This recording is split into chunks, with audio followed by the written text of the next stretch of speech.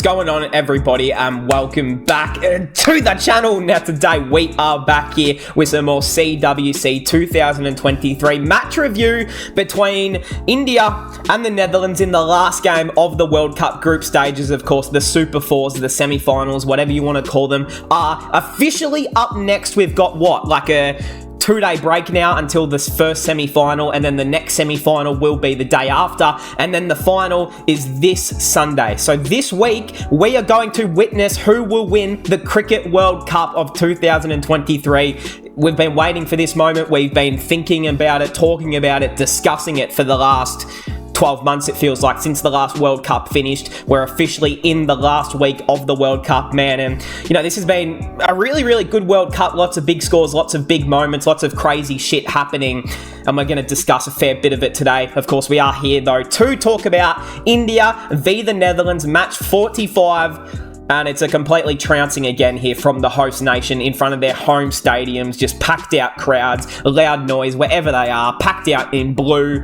And they have decided they will not lose this World Cup. They've decided, you know what, fuck this, why lose when we can win? And I guess it makes a bit of sense. Will this form carry into the Super Fours, though? Because we know India's had their troubles with those elimination games in the past. So I know that every Indian fan is holding their breath, waiting for these first semi-finals to start, and their future is in the players' hands, of course. So hey, if you guys are new around here, subscribe, leave a like, and comment down below all of your thoughts on this one. There, for a game that didn't mean a whole lot, this had a lot of interesting stuff that I really want to talk about. Like, I didn't even think I was going to review this game, but a lot of interesting things happened last night that are definitely worth mentioning. So let's get straight damn into it. We're not here to mess around. India win by 4 million runs, all right? The game was over. They bat first, 410 on the board for only 4 wickets. I mean, look, you're feeling pretty comfortable after that, making 410 against the Netherlands.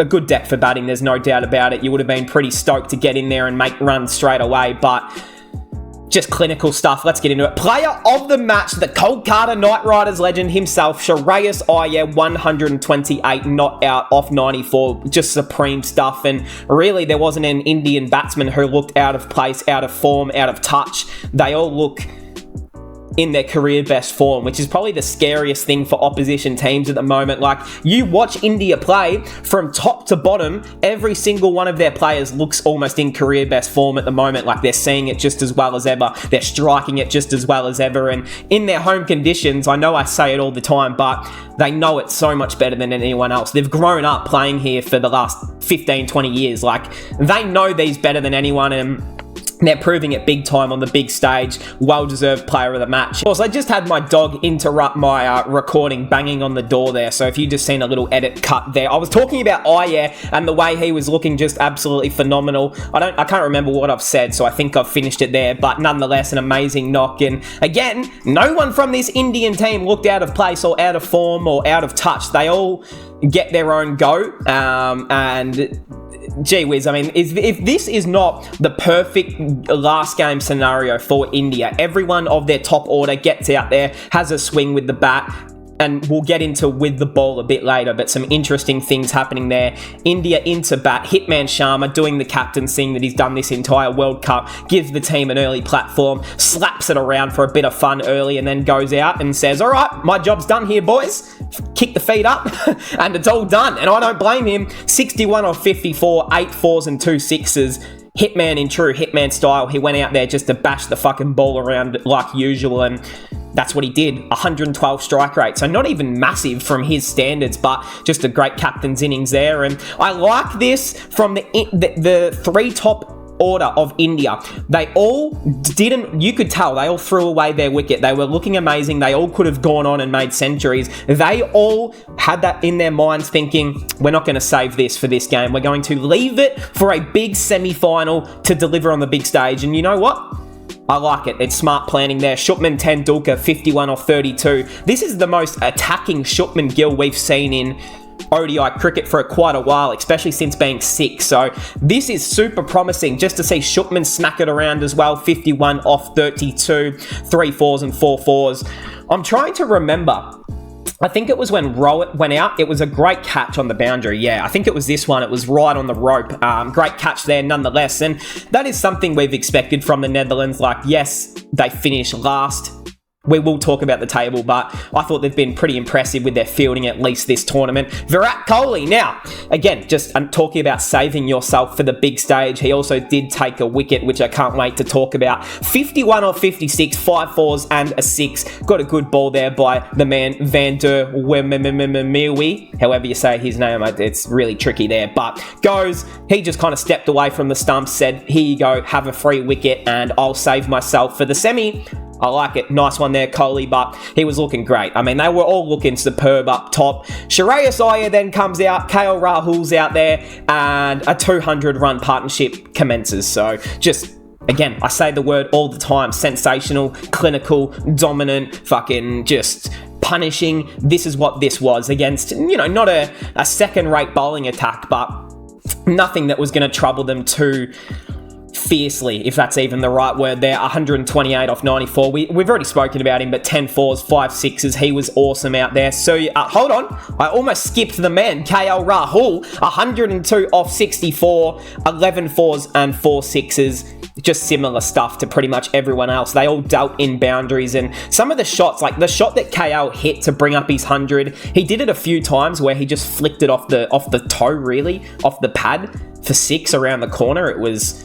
yeah, I mean, you just don't see many better shots than that in modern day cricket, to be honest. And then Surya Kumar Yadav comes out with an inspirational 2 off 1, and you guys know I love Surya, one of my favourite players in cricket, modern day cricket. He didn't get the opportunity here. It's probably the only guy in this Indian team who's just not in their form at the moment. He hasn't been given, he's only been added to the 11 in the last couple games. He hasn't been given bulk opportunity to bat because of these guys up here. They just don't stop making runs, so it makes it pretty hard. All right, they even had Jadu to come into bat, so you're feeling pretty good.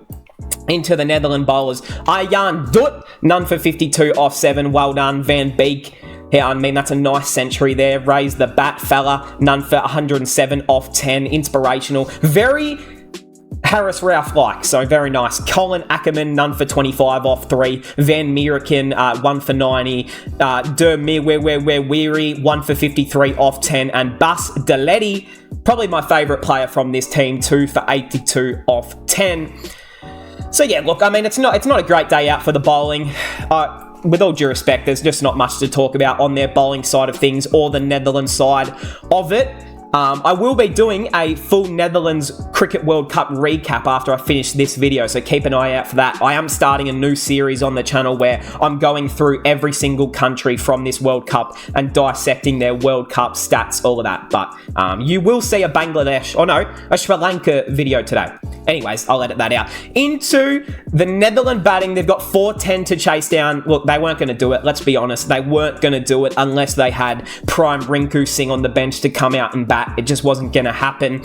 So let's get into it. Wesley Baresi, 4 for 5, not a great start. It was a shit shot, straight to the keeper, not great. Max O'Dwad got a ripper from Jadu. Again, not much you can do that. Hit a few nice cover drives, but that was about it. Ackerman, he got another beauty there from Kuldeep. Well, just hits him on the pad. He got down to try and sweep it, I think, and it's not going to happen around Kuldeep early in the play. He goes for 35. Engelbrett gets, was this the Yorker? No. Which one was this? Oh, the around the wicket. Oh, was this when he chopped on?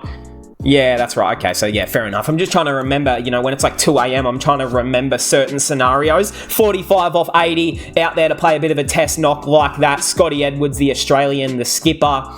He's gone for 17. Bastiletti, 12. This guy did put on a nice little, gave him something, a bit of pride there late. Skipped over to 250, but 54 off 39. 6 sixes to go along with it. Did look quite good there down the order. So, gives the Netherlands a bit of pride in this batting order. Van Beek gone. Vermeerwe, he's gone. They're all out. They're all fucking done. They're out for 250. And look, They almost did face the full 50 overs, which I'm going to be honest, would have been their goal going out there. Like the coaching staff would have said, go out there, try and face the full 50 overs and see how you go. They almost did it. They made 250. It was better than what Sri Lanka's produced. And, you know, we've seen teams get bowled out for under 100, 200 in this World Cup, like England. So, you know what? Something to hold your hat on here for the Netherlands. Into the bowlers. And as you can see,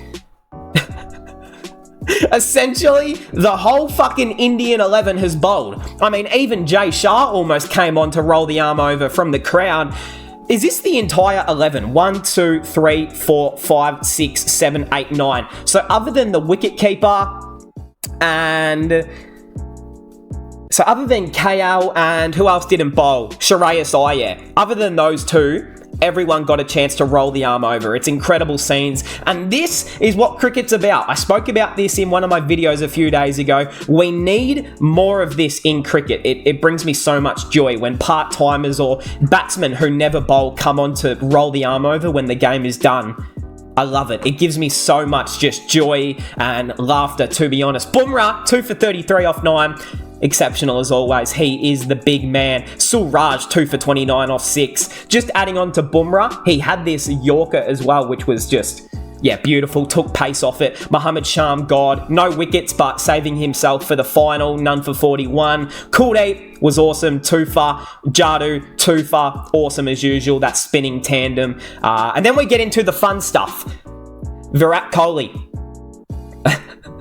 1 for 13 off 3. Now, if this isn't the modern day Jacques Kallis, I don't know who it is. But look, let's be honest.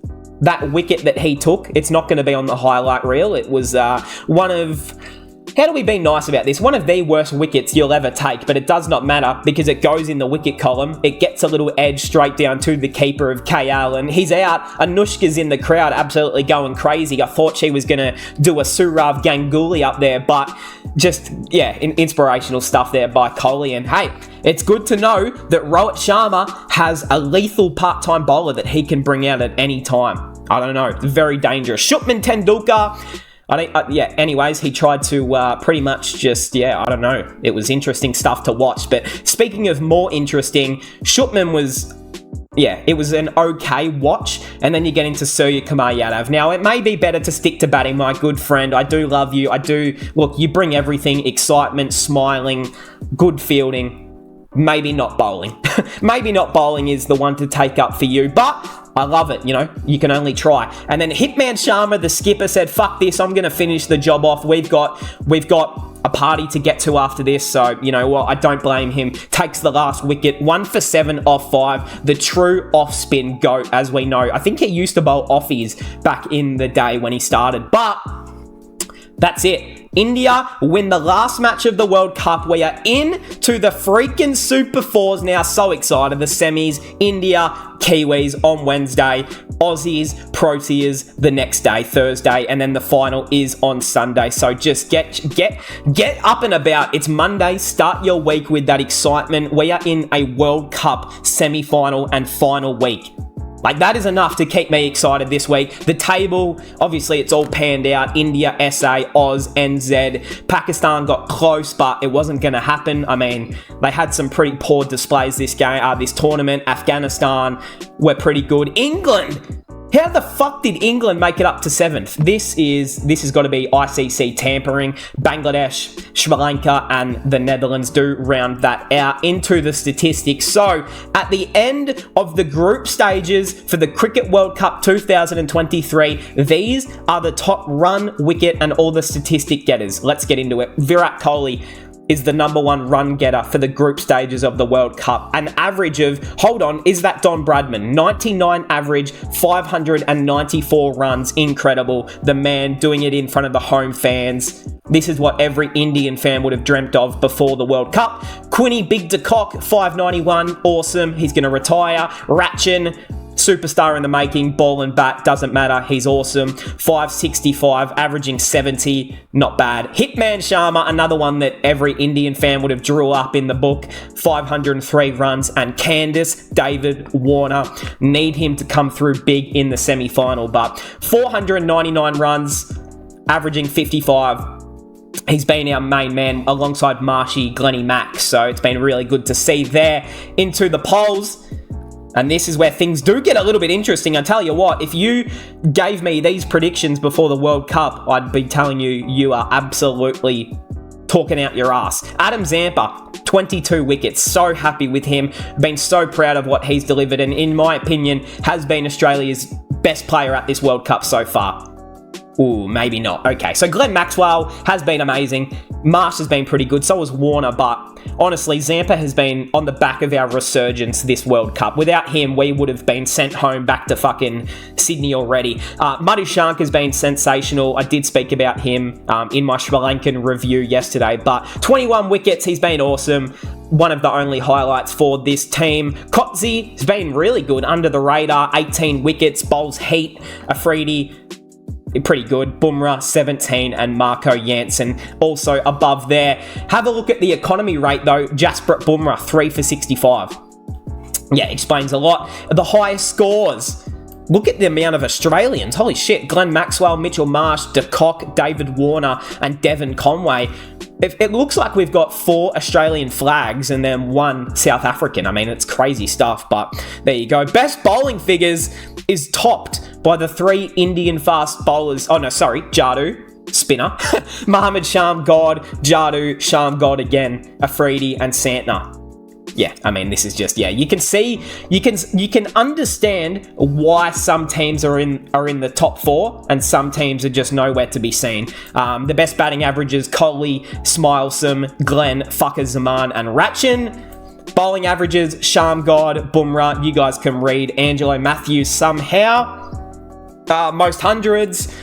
Okay, yeah, you guys can read. Most 50s, Virat Kohli is now on top with Barber in second. He won't play again. So, wow. Kohli is going to end the World Cup with the most half centuries. There you go. So, he's officially won this statistic already, unless Aiden Markram scores 250s in the next 2 games and make the final. But Australia is going to finish them tomorrow or on Thursday. So, anyways, yeah, that's pretty much it. Fifers, Shamgod, Sixers, Hitman, not surprised. Hitman with the boundaries, and Hitman again with more boundaries. So, not surprised there. But hey, that will officially cap us off. Semi-final time this week. India finish it off 2 strong for the Netherlands. Let me know all of your thoughts down below with this one. Are you feeling confident? Are you happy? This is a great way to start the week. World Cup final Sunday. Be there or be square. I hope we all enjoyed, and I'll see everyone in the next one.